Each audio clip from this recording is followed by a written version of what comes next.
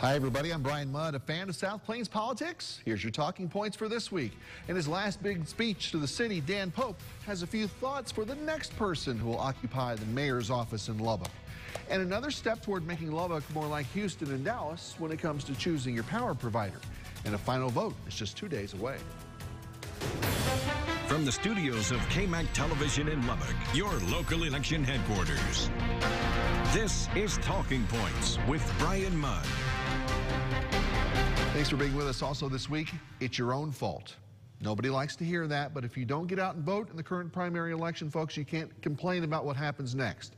And in a non-presidential year like we have this time around, we're seeing, again, low early voter turnout here and across Texas.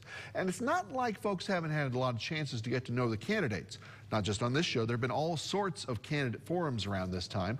This was maybe the most interesting one. State Ag Commissioner Sid Miller and several local primary candidates taking part in something the Lubbock GOP called candidating. The premise was a lot like speed dating. Each candidate has a table. Folks have 3 minutes to sit with them and ask questions before moving on to the next candidate, so no long-winded speeches allowed.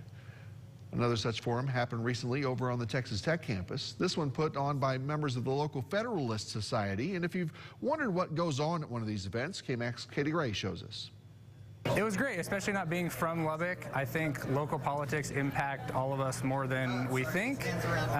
So it was useful to get a little bit of insight into some of the differences between the candidates. Monday afternoon, law students at Texas Tech moving their schedules around to hear directly from those running in the March primary. Those offices including Lubbock County Judge, County Commissioner, County Court at Law, and state representatives. Allow them the opportunity to be involved in the political process and not just see a person on a screen, but to be able to actually go up and shake their hand, get to meet them. Texas Tech Chapter President for the Federalist Society, J.C. Dubois, says it's important that students get to know the names on the ballot. I think that really the point of this event was to emphasize that to our students and allow them the opportunity to be involved in the political process. With 15 participants lined up to take the stage, each candidate was given the floor for 3 minutes to fill as they saw fit. Popular topics that were brought up included more funding for the university, fixing the roads, and more support for law enforcement. Each person taking the stage spent their time differently, but many students say that they wouldn't have had it any other way. I've seen the names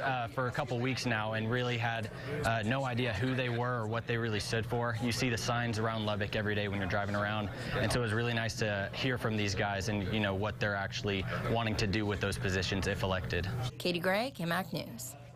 All right, and on the ballot right now as early primary voting continues is Precinct 4 Lubbock County Commissioner Chad C. Good to see you. Thank you for having me again. You know, as someone I know who's been very anti-tax increase since you've been in that office, was it difficult for you to put a property tax increase even in front of voters, even though you knew it was going to go right to the Sheriff's Department? It was hard because I've actually signed a taxpayer protection pledge guaranteeing I would not raise your taxes. And if you go back and look in the work session videos that we archive, you can clearly see that I was either the no new revenue rate, which is the old effective rate, or we let the voters decide. I was going to be anywhere in between there. Sure. So that's what I had decided. I got outvoted, so it did go to the voters to decide, and every dime of that, which is about $5.2 million, is going directly to the sheriff's salaries. There had been some folks who had said something to the effect of, well, you don't know for sure if all of that money will stay there or will go there. You say it will, no matter what. The auditor has already been directed by the entire Commissioner's Court. Every dime goes to the Sheriff's Department. Now, there's been some confusion out there. It didn't go to EMS. It didn't go to volunteer fire departments. We're using some ARPA funds for giving that over. But every dime of the voter-approved 2-cent increase will go to the Sheriff's Department. And that brings up another point. You mentioned going back and look at the video archives. The old budget committee that the county used to use to put the budgets together every year, that's gone away. So you can literally watch the entire process if you want to. Correct. It's long. It's extremely long. Used to, well, the first year I took office, there was a budget committee. It was 2 county commissioners, the auditor, and a few other people in the county, and they pretty much decided everything, and then it was brought to the Commissioner's Court for approval. That is the absolute wrong thing to do, because there's so much stuff that can be covered up and hidden, and that's the reason the very first year I was in office, I actually walked out during the budget session because this was the wrong way of doing it, and we forced the effective rate. Now it's called the no new revenue rate. We forced that issue. Now that it's completely transparent, we've actually gotten an award from the Comptroller's Office.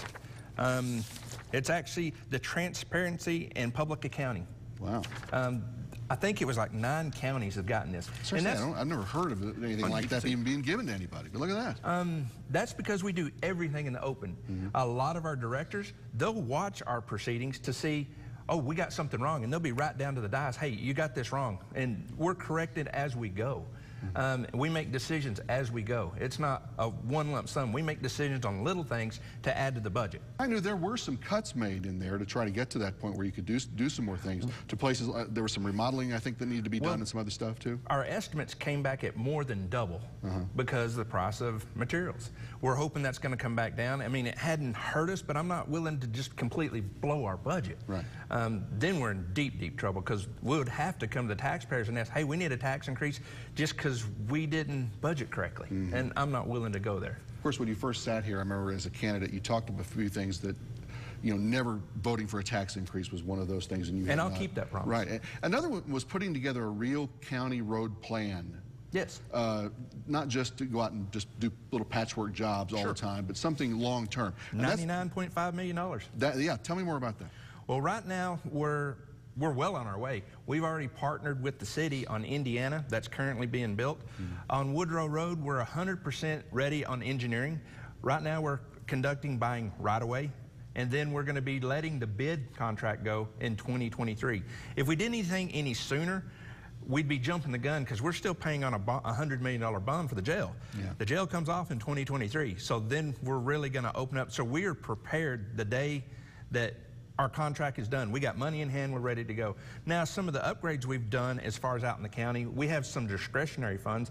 Now my county, or my precinct, has a lot of paved roads, so I don't get as much as, say, Precinct 3. They get lots of miles, but it's Cleachy miles.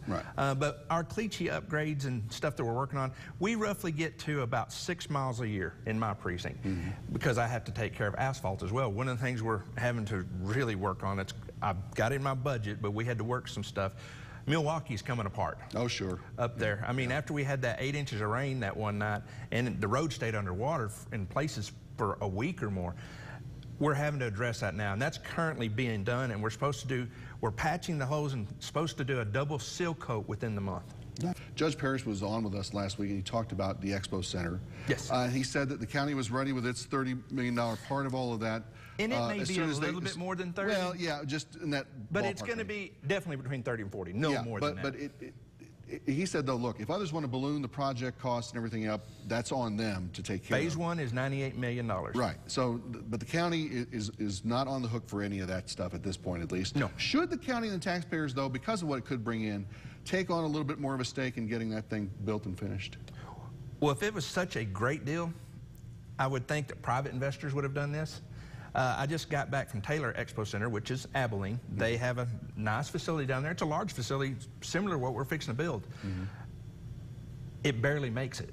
And they have to do 4 fundraisers a year. So we need to have cash in hand if we're going to build this thing. For voters, give me something that's going to be a focus of yours in Precinct 4 if you're reelected here in the coming year. Of course, keeping up with roads. That's always a big, big problem. You see how our crime's going up. We're having shootings, and theft is going absolutely insane. We need more sheriff's patrols, which my first year in office, I did get us another sheriff's patrol. That was something I promised, that I'd get us one. I think we need at least 2 in my next term. I can't promise I'll get there. I'll get us 1. I'll find a way to get us 1. I think we need 2, at least. Chad C., he's running once again to stay in the job as County Commissioner for Precinct 4. Good to see you again, my friend. Thanks, sir. Good luck. And coming up, a big chance for local law enforcement to honor one of their own in our nation's capital. And you've just heard from the incumbent, why does Jordan Rackler feel like he's a better choice to be County Commissioner for folks in Precinct 4? He's here for 5 good minutes next on Talking Points.